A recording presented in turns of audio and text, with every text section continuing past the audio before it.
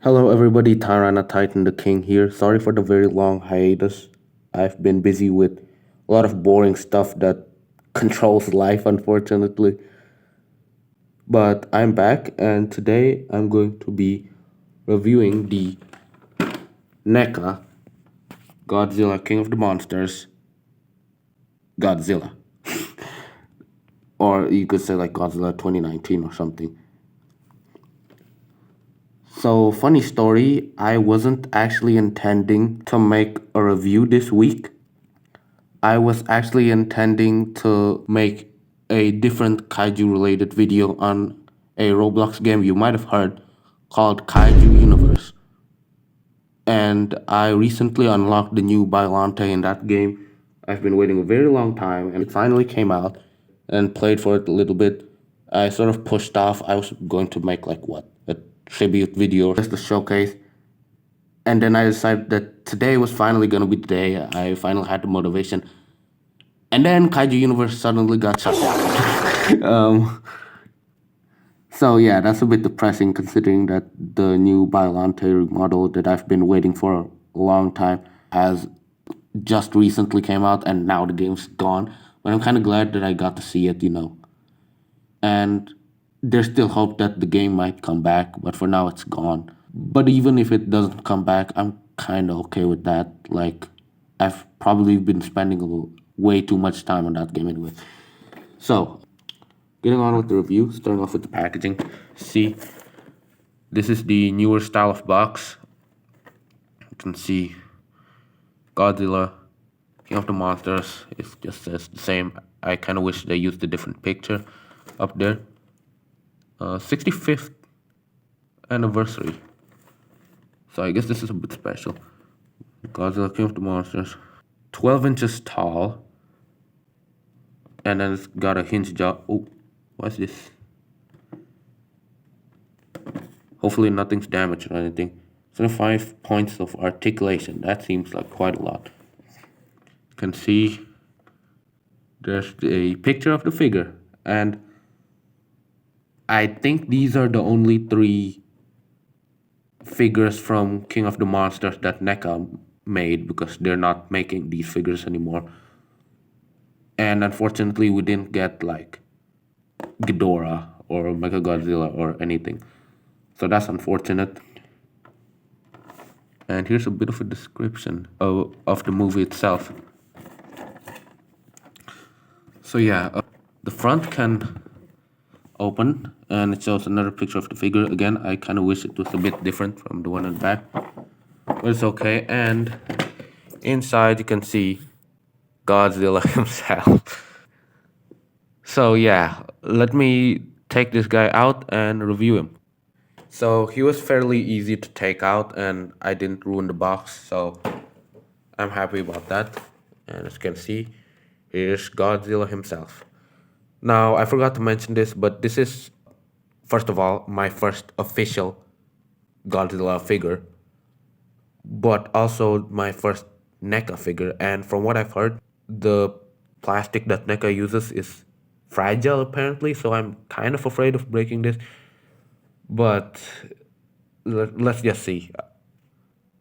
Okay, so here's the figure out of the packaging. And I don't know if you noticed, but it's actually been 15 minutes since I opened this guy's package. Why? Well, as you saw, this guy came in two pieces, the main body with most of the stuff and part of the tail. And to get that part of the tail on, I literally had to use a hair dryer to soften up the hole that the joint was supposed to go into.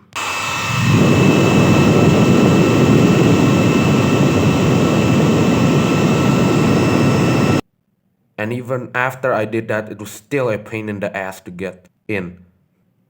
In fact, I actually cut myself. Because as you know, Godzilla has these dorsal plates, and they are actually pretty sharp. And I had to hold it like this firmly to make sure that I wasn't holding anything brittle so that it won't break. And then just try as hard as possible to get the bit of the tail on. And of course, my fingers scraped against these plates and I got that. So also, as you can see here, I don't think this is how this dorsal plate is supposed to look. I'm not sure what happened to it. I had believed that I broke the top of it off while trying to get the tail on, but I've been searching for that piece and I couldn't find it. So it's probably a mold error, but that still doesn't excuse that this doesn't look like how it's supposed to. So, first impressions, fairly bad. But the figure does look nice at a glance.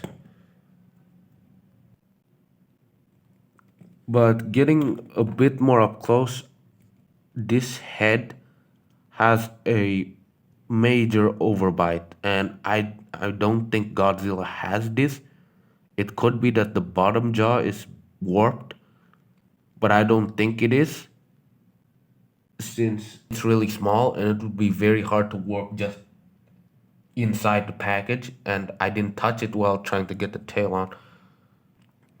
So I also think that's a mold problem.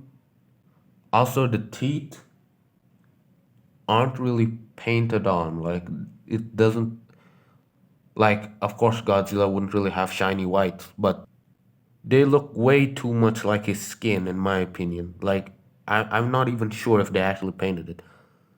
And the eyes are a bit sloppily painted, but I guess since they're so small, they're kind of excusable. The jaw feels loose, but it's not actually loose. Like, if I shake this around, it won't actually drop down, but it just feels loose. You can easily move it around.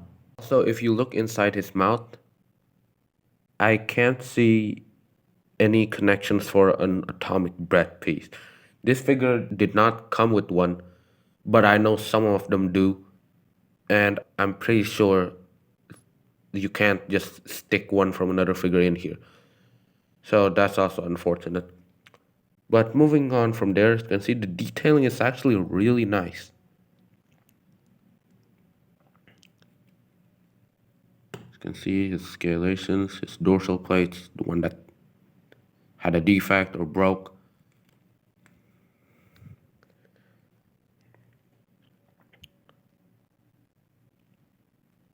You can see some of these dorsal plates on his tail look crooked.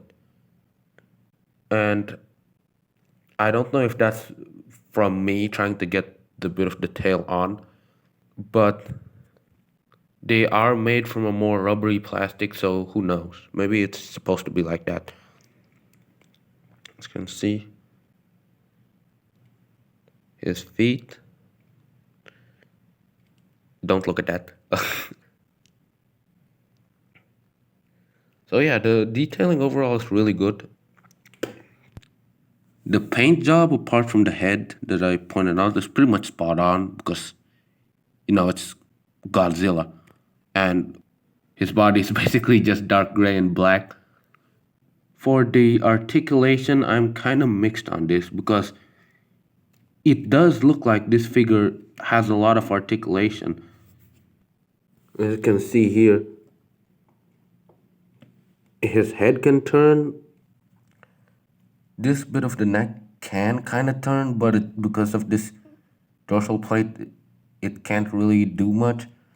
And then this bit of the body can swivel a bit. And then these legs can also rotate for some reason like that. And these knee joints can also move. So can the feet. The feet are fairly rigid. But they can move. And the tail also has quite a lot of posability. The arms can also move. As you can see. But some of them are either loose or extremely stiff, like this knee joint. I think I got a pretty solid one, but like I'm kind of afraid on other Godzillas it might like break. or just pop off and not be able to connect anymore. Also, some of the joints, like the thighs here that I showed you, are a bit odd.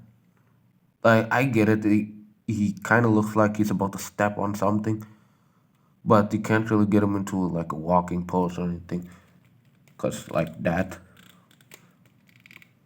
The arms are pretty useful, but with some of their Godzilla figures, there's also a cut at the fingers, but for this one, there's only a cut at the wrist, and I don't know why. I wish they had an extra joint here, and the arms are kind of weirdly posed, like he's pointing at something.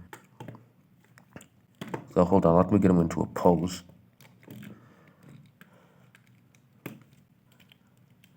A fairly basic one. 'Cause looks like he's scolding someone. So I believe these NECA Godzilla figures go for around $20, or at least originally, and I actually got this one for cheaper than that. So I guess from a value standpoint, this is worth it, but like it's kind of a 50-50 because like what I just showed you with the tail, and like you might end up breaking the thing when dealing with problems like that, but yet again it's fairly easy to replace because it's not that expensive. And also it's pretty nicely painted. It looks like Godzilla. It has nice detail. So I suppose at the end of the day, this is worth it. Like I'm not sure if I'm gonna get another NECA Godzilla figure anytime soon, but for now this is pretty good. So yeah, that's it for this review. Thanks for watching, and bye.